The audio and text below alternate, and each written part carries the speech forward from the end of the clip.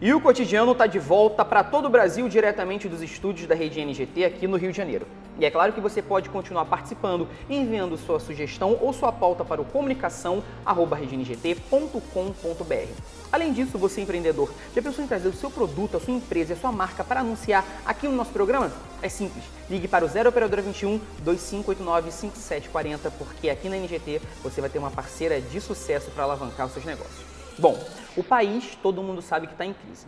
A inflação já superou limites gigantescos, as contas estão muito altas e a taxa de desemprego também. Nós chegamos a 7,5% agora no mês de julho. Muitas pessoas estão preocupadas porque dormem empregadas e não sabem como vai ser no dia seguinte da empresa. E muitas delas são pais de família, mães de família que têm que sustentar os filhos, escola, mercado, contas, e eles ficam desesperados. Bom, pensando nisso, a gente trouxe aqui nos nossos estúdios a Camila Pires. Ela é neurocoach e ela vai explicar pra gente um pouco como lidar nos nossos momentos de fraqueza diante de uma crise, né? A gente às vezes é tão forte, se acha habilidoso, acha que tá dando tudo certo e quando chega um momento de grande estabilidade no país, isso acaba se transferindo pra gente. Não é verdade, Camila? Verdade. Muito obrigado pela sua presença. Fico muito feliz com a sua participação, porque, Camila, de fato, né, muitas pessoas que são que sabem da sua capacidade, que são inteligentes, que são capazes, elas estão muito preocupadas nesse momento de total instabilidade que não é garantia absolutamente de nada. Então, a Camila está aqui para tirar todas as dúvidas que fazem parte do nosso cotidiano, tá bom? Participe. Camila, a primeira pergunta que eu te faço é a seguinte: como que eu como profissional, ou pessoal também, né, já que está tudo interligado, como é que eu devo me comportar no meu trabalho, no sentido de eu estou com medo, mas eu não posso deixar com que esse medo atrapalhe minhas atividades que eu faça na empresa. Como é que eu faço? Acho que a primeira coisa é manter a calma, né? Sim. E nessa hora a gente tem que resgatar aquilo que a gente tem de realização, tanto pessoal quanto profissional. A gente tem que resgatar aquilo que a gente tem de talentos e usar isso a nosso favor. Sim. Principalmente tendo flexibilidade para se adaptar a esses momentos de mais incertezas. Uhum. E para isso a gente tem que sempre ter autoconhecimento, né? Olhar um pouco, parar um pouco e analisar, ver se a vida está indo num caminho que gostaria. E aí, quem sabe, a crise é até uma oportunidade de rever tudo, não é verdade? Exatamente. Você falou do autoconhecimento agora e eu fico pensando muito em como que eu aplico esse autoconhecimento de uma maneira que eu consiga ver de fato o que acontece na minha vida. Porque provavelmente você também aí de casa, você também se engana um pouco, né? Às vezes você não sabe 100% quais são os seus limites, as suas capacidades. Então você parando para pensar, você também consegue analisar isso um pouco com calma. Como que eu devo fazer isso? Eu devo ser sincero comigo mesmo? Eu devo ver como está a minha linha profissional ao longo dos anos? Como é que isso funciona, Camila? Mesmo que a gente tenha apoio profissional para fazer isso, eu acho que todo mundo tem a capacidade de fazer sozinho em casa. Sim. Não precisa necessariamente depender de ajuda externa.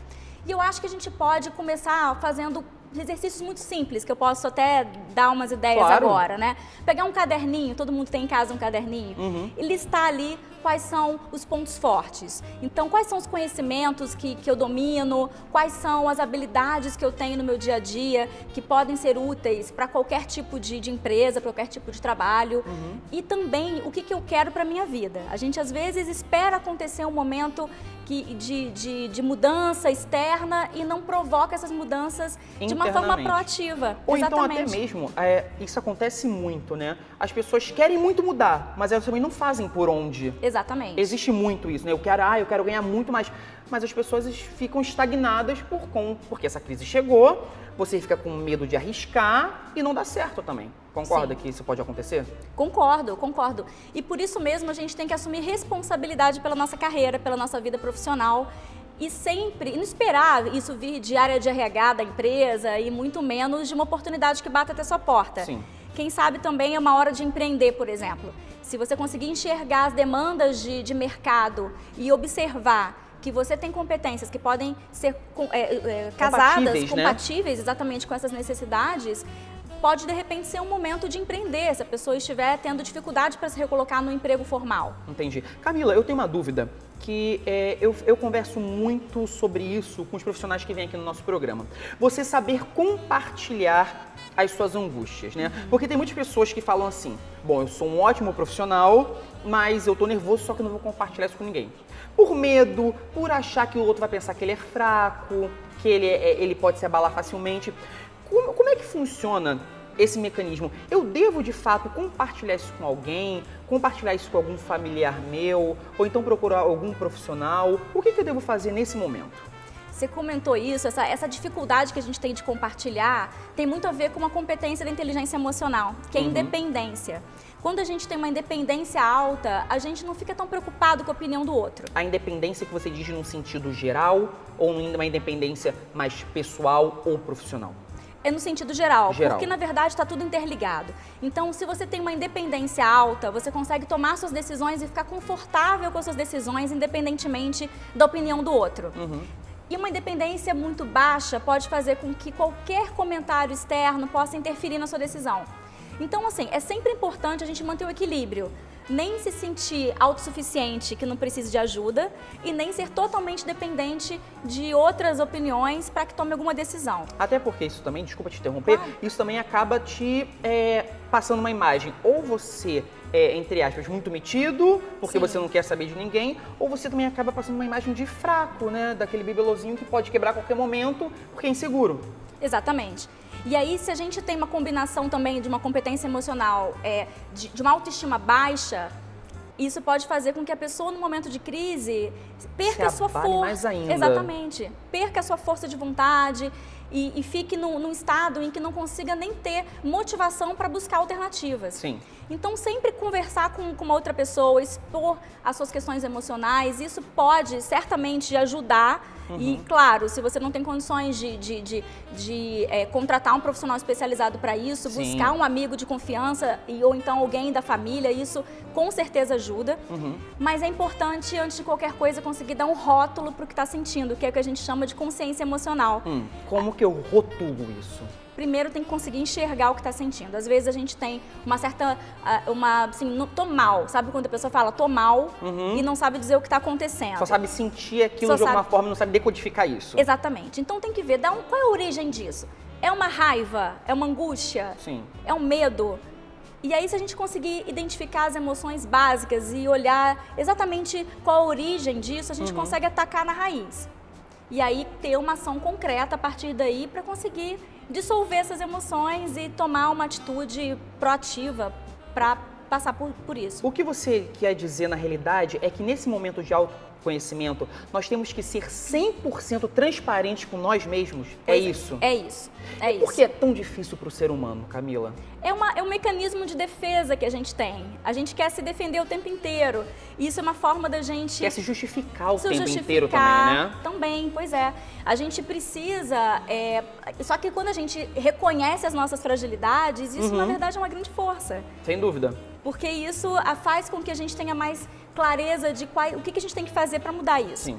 Então, é um sinal de força. Você Sem reconhecer dúvidas. sua fragilidade, reconhecer, estou com medo disso, estou com raiva dessa situação. Você é forte falando que você tem medo. Exatamente. Né? Você não se torna uma pessoa fraca. Camila, muitas pessoas, por conta desse medo da crise no país, o lado emocional fica muito abalado. Por quê? Por conta do medo do desemprego.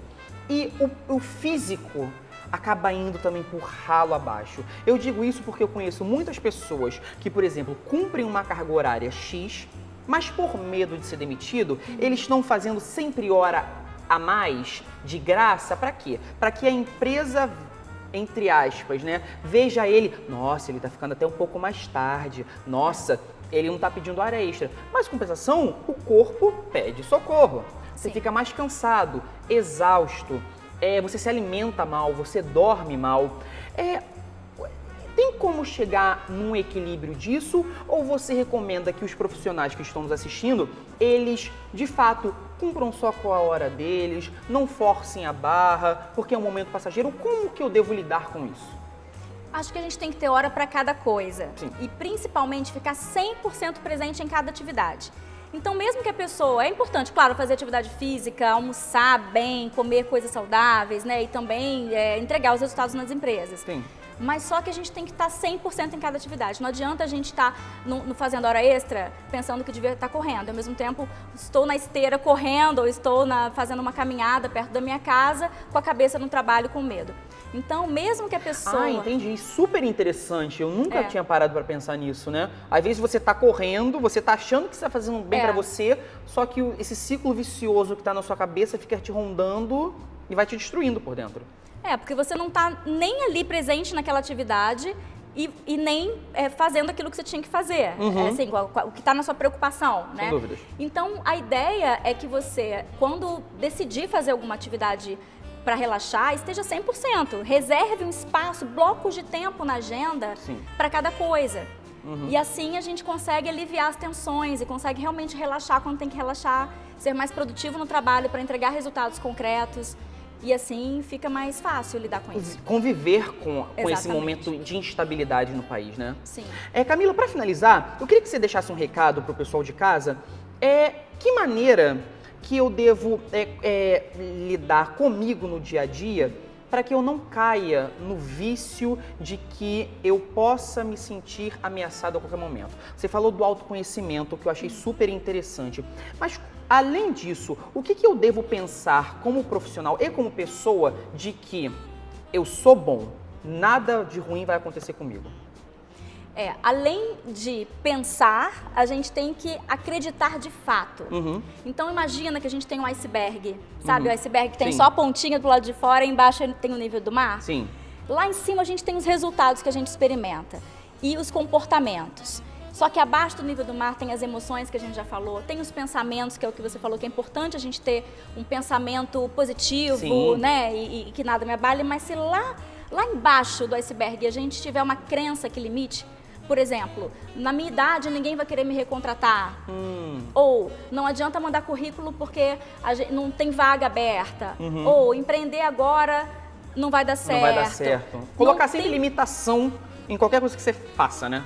Não tem pensamento positivo que dê jeito. Então eu recomendo, claro, ter pensamento positivo, mas trabalhar lá no fundo as crenças. Trabalhar aquela certeza de que é possível você transformar a sua realidade. A realidade é aquilo que a gente enxerga. Se a gente começar a pensar só em crise, olhar só notícias negativas e não conseguir olhar também as oportunidades que surgem a partir daí, a gente pode ficar estagnado. Então a minha dica é sempre observar o que você realmente quer, enxergar as oportunidades que existem e acreditar que é possível mudar a sua realidade, dando pequenos passos e comemorando as pequenas conquistas. Um passo atrás, um passo sempre na frente do outro, um de cada vez. Exatamente. Bom, recado dado, né? A profissional estava aqui. Camila Pires, ela que é neurocoach. Camila, passa os contatos para que a gente conheça um pouco mais do seu trabalho e também, né, quem tiver oportunidade, te encontrar. Tem um site que é www.redeindigo.com.br. Vou deixar meu e-mail pessoal também, que é camilapires@redeindigo.com.br. Muito obrigado pela sua presença. A gente vai para um rápido intervalo comercial, mas você fica comigo que é rapidinho. A gente volta já.